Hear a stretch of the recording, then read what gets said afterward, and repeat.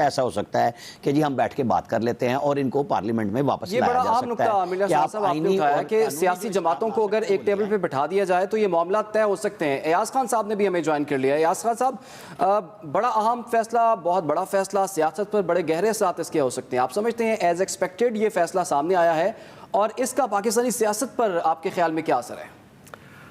As expected आप कहें तो बिल्कुल जो नून लीग और उनके दोस्तों के लिए तो एक्सपेक्टेड था। पीटीआई वाले लोगों से बात करेंगे तो बिल्कुल एक्सपेक्ट नहीं कर रहे होंगे। जाहिर है उनको ख्याल में जो फॉलोअर्स होते हैं उनके लिए लीडर कभी गलत नहीं हो सकता, वो कोई गलत काम नहीं करता।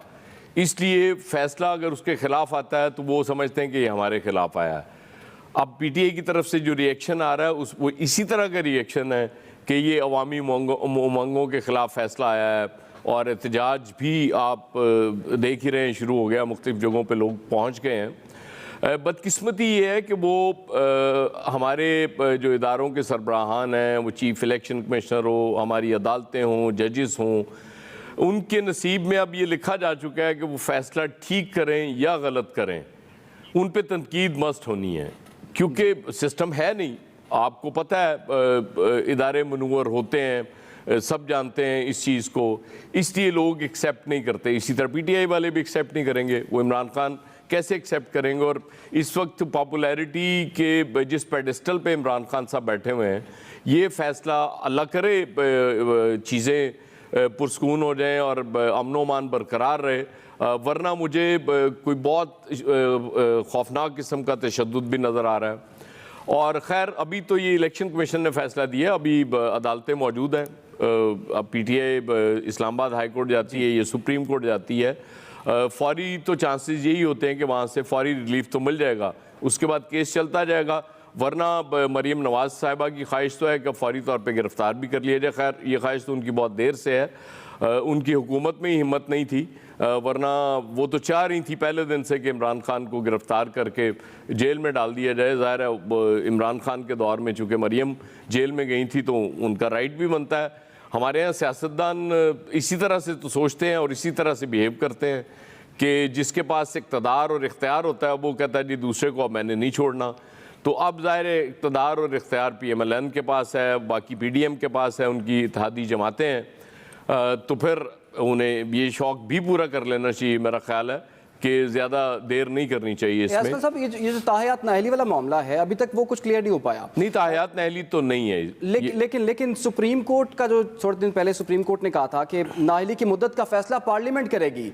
तो ये मामला अगर पार्लियामेंट में आता है, पार्लियामेंट इस मामले को तय करती है, तो तहरीक इंसाफ तो पार्लियामेंट में इस वक्त है ही नहीं, ना ही शामिल होना चाह रही है।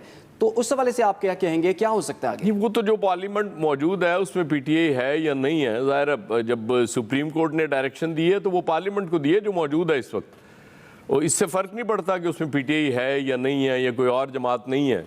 वो तो फैसले आपने बेशुमार फैसले इस पार्लियामेंट ने कर लिए, नैब उस कवानीन में तरमीम कर ली और बेशुमार उन्होंने कानून साजी कर ली, तो उस पर तो फ़र्क नहीं पड़ा।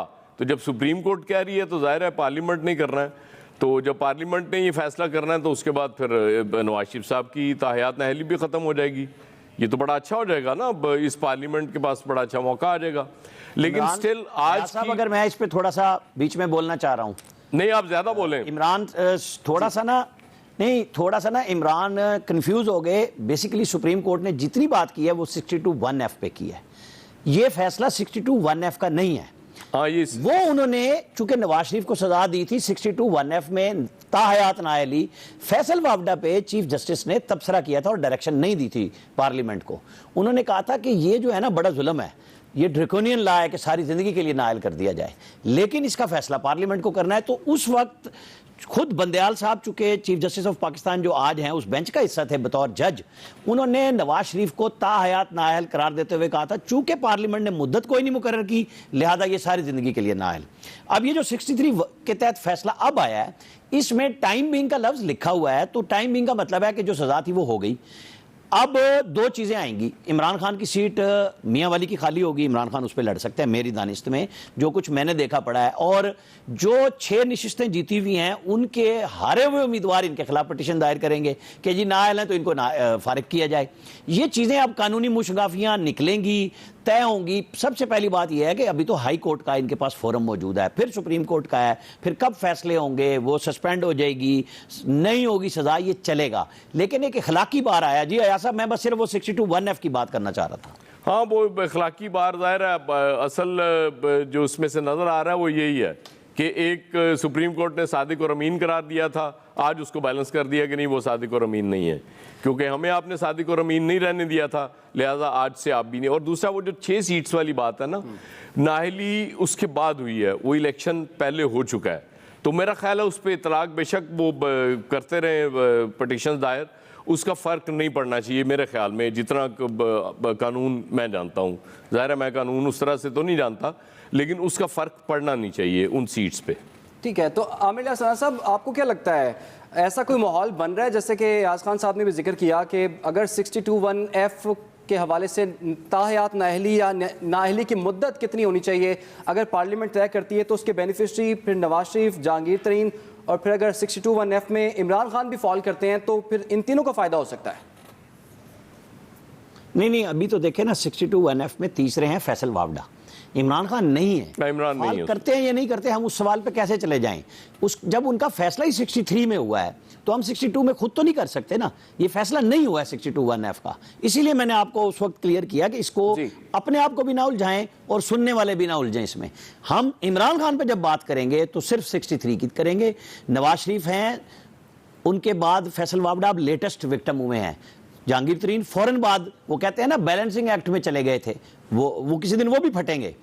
अभी मुख्तलिफ चीज़ें आ रही हैं आहिस्ता आहिस्ता, वक्त के साथ हर चीज़, जैसे वो कहते हैं ना अमेरिका में 30 साल बाद हर चीज़ ओपन हो जाती है, हमारे यहाँ तो वक्त और रिजीम के साथ ही चेंज होने के साथ साथ चीज़ें आती हैं, वो आ रही हैं, खुल के आ रही हैं। फिर बहुत सारे लोगों को मुंह छुपाने की जगह नहीं मिलेगी कि वो किसी सीट पे बैठ के किस तरीके से रऊनत से आम अहलकार जो सरकारी, जो ग्रेड 22 के हैं, चेयरमैन नैब थे जो चौधरी कमर जमान, उनको क्या क्या मैसेजेस जाया करते थे, वो सब चीज़ें आ रही हैं आहिस्ता आहिस्ता। व्हाट्सएप के तो उसी वक्त देखे ना, जब आपने मैसेज किए कि व्हाट्सएप पे हमें ये नाम चाहिए, कि जब कहा गया कि व्हाट्सएप JIT है, क्योंकि जो SCCP के वो निकाल दिए गए एजाजी साहब, उन्होंने तो ओपन कर दिया था ना कि मुझे ये कहा गया और मैंने नहीं किया था तो मुझे सजा दे रहे हैं। मुख्तलिफ लोग हैं जो बातें करते आ रहे हैं, तो यहाँ पे भी यही कुछ होगा। कुछ इमरान खान साहब अब बातें करते जा रहे हैं, जैसे उन्होंने कहा चीफ इलेक्शन कमिश्नर मेरा कैंडिडेट नहीं था, लेकिन जब वक्त था इन्होंने बात नहीं की तो फिर वो कैंडिडेट नहीं हुआ। वो उसी तरह जस्टिस जावेद इकबाल की तरह, सिकंदर सुल्तान राजा जैसे, वो शायद खकान अब्बासी और खुर्शीद शाह की अपॉइंटमेंट थी, तो ये इमरान खान साहब की अपॉइंटमेंट थी, जिसको उस वक्त PMLN ने ओके किया, शहबाज शरीफ ने, कि जी बिल्कुल ठीक है, क्योंकि नाम तो इनकी तरफ से आया था जी। ये पुराने आदि हैं इमरान खान साहब। ये आप देख लें कि इन्होंने, वो खोसा साहब के जो भाई थे जज साहब, उनका नाम दिया था पंजाब में चीफ मिनिस्टर के लिए, नून ने कह दिया ओके, इमरान खान साहब ने नाम ही विड्रा कर लिया। उन्होंने कहा नहीं, मुझे अब पता चला ये तो उसका भाई है। भाई वो चीफ सेक्रेटरी रहा है, आपने नाम दिया है। चूंकि इमरान खान साहब भी किसी एक बात पे हो ना कि जी ये पक्के हैं, कान के पक्के हैं, कच्चे नहीं हैं, इनको इधर कुछ बताओ उधर कुछ बताओ, वो उसी तरह चलते हैं और भाग पड़ते हैं। ये इनके फैसलों में इसीलिए प्रॉब्लम इनको आया कि जब ये कहते थे 1 पेज है, फौज इससे अच्छी फौज ही कोई नहीं, जनरल बाजवा से अच्छा आर्मी चीफ कोई नहीं, फिर जनाब वो सब कुछ, मीर जाफर भी हो गए, वो सब कुछ हो गए। यही चीज़ें इमरान खान साहब को और यही कमियां आज यहाँ पे लेके आई हैं कि आप एक छोटे से तोशाखाना के केस में आपने चूंकि रिकॉर्ड ठीक नहीं बनाया, आपके पास 2 लाख रुपए थे जिस दिन आप वज़ीर आज़म बने अकाउंट में, और आप घड़ी कई करोड़ रुपए की, पता नहीं जितनी भी अमाउंट आपने पे किया है, उसको आप शो करते कि मैंने फलाने से उधार लिया, आपको सारी पार्टी उधार दे देती, लेकिन कानून का सिलसिला सीधा रखते तो आज ये सवाल ना पैदा होता। उस वक्त ये छुपते रहे कि नहीं ये तो गलत हो जाएगा, हमारे दोस्त ममालिक नाराज हो जाएंगे। वो दोस्त ममालिक तो जनाब उस राज के आने से पहले नाराज हो गए, क्योंकि घड़ी तो दुबई में पहुंच गई वहीं पे। और ये वो घड़ियां हैं जो आम आप किसी भी बड़ी घड़ी कंपनी वाले से मार्केट से नहीं लेते, बल्कि लोगों ने पेटेंट करके बनवाई हुई होती हैं, कस्टमाइज थी घड़ियां। जैसे सऊदी अरब के शाह हैं, MBS हैं, कुवैत वाले हैं, UAE वाले हैं, ये लोग अपनी घड़ियां, बड़ी स्विस घड़ियां उनसे बनवाते हैं। जब आप नंबर चेक करते हो कहते हैं मार्केट में वैल्यू इतनी है, लेकिन ये घड़ी मार्केट की नहीं है, वहां पे लिखा हुआ आ जाता है कि ये बनवाई गई है। अब जिसने वो घड़ी कई करोड़ रुपए की गिफ्ट की थी, उसी को बिकने के लिए दोबारा पहुंच गई, वहां से मसला शुरू हुआ। वहां से ये बात आई कि ये तो बहुत बुरी बात है, हमने आपको गिफ्ट किया था, आपने बेच दिया, आपने तो हमारी इंसल्ट की है। बात ये अखलाकी ही है। सारी की सारी। अब यहाँ पे वो छुपाई है, वो आमदनी क्या है नहीं है, हम तफसीली फैसले का इंतजार करेंगे। बिल्कुल तफसीली फैसले का सभी इंतजार कर रहे हैं। एयाज खान साहब, जो पहला रद्दअमल सामने आया है वो फवाद चौधरी की जानिब से आया है। उन्होंने बड़े सख्त अल्फाज में बात की है। उन्होंने कहा ये पाकिस्तान के आइन, पाकिस्तान के कानून पर हमला है, अवाम बाहर निकले अपने हक के लिए। आपको लगता है कि अभी आगे जो लॉन्ग मार्च का ऐलान भी होना है, ऐलान से पहले कहीं लॉन्ग मार्च तो नहीं शुरू हो जाएगा? नहीं, ज़ाहिर है उससे पहले तो नहीं शुरू होगा, लेकिन ये देखना पड़ेगा कि ये एहतजाज किस लेवल तक लोग इसको लेके जाते हैं, क्योंकि फौरी कॉल तो दी थी पीटीआई ने और वो लोग जमा होना भी शुरू हो गए थे। लेकिन अब ज़ाहिर है इसमें देखेंगे कितनी तादाद में लोग आते हैं। फिर अगर तो बहुत बड़ी तादाद में आ गए तो ज़ाहिर है ये पीटीआई के लिए बड़ी हौसला अफजा चीज़ हो जाएगी और वो लॉन्ग मार्च का ऐलान करना उनके लिए आसान हो जाएगा। मुझे नहीं समझ आ रही कि इमरान खान को लॉन्ग मार्च की तरफ धकेलने की कोशिश क्यों की जा रही है। बेहतर तो ये है कि लॉन्ग मार्च की नौबत ना आए। मुझे एक और चीज़ की बड़ी हैरत हुई थोड़ी देर पहले जब ये फैसला चल रहा था, तो उस दौरान कुछ चैनल्स पे मैं देख रहा था वो टिकट्स चलना शुरू हो गए थे कि आर्मी चीफ से कुछ सीनियर जर्नलिस्टों की मुलाकात हुई है। खैर बाद में वो पता चला कि नहीं, कोई उसकी वजाहत की गई है, कोई ऐसी मुलाकात नहीं हुई, क्योंकि वो एक फ़ैसला इस तरह का और उसके बाद साथ ये चलना कि कुछ सीनियर जर्नलिस्टों से आर्मी चीफ मिले हैं, तो मेरा ख्याल है वो मैसेज ठीक नहीं गया उस हवाले से। तो अगर वजाहत आ गई है या आ रही है कि जी मुलाकात नहीं हुई, तो फिर मेरा ख्याल वो ज़्यादा बेहतर होगा, क्योंकि वो इन मामलात में ज़ाहिर है फिर इदारे बिला वजह बदनाम होते हैं और अवॉइड करना चाहिए इस तरह की चीज़ों से। मुझे नहीं पता, आमिर को शायद बेहतर पता हो, इस्लामाबाद में बैठे हुए हैं, कोई ऐसी मुलाकात थी या नहीं थी। जी नहीं, एसपीआर की तरफ से तो यही मैसेज आया कि इस तरह की कोई मुलाकात मीडिया के साथ नहीं हुई। लेकिन हैरत है कि एक से ज्यादा चैनल्स पे टिकर्स मैंने देखे हैं। नहीं, अयाज साहब इशू ये है कि उस वक्त भी वजाहत नहीं आई ना, जब वाशिंगटन से ये खबर चली थी कि आर्मी चीफ ने वहाँ एक दोहराने पे पाकिस्तान की एम्बेसी में ये कहा है कि मैं जा रहा हूँ, तो क्लियर हो गई बात कि उन्होंने, अच्छा वो किस तरह अनाउंस करें जाने के लिए।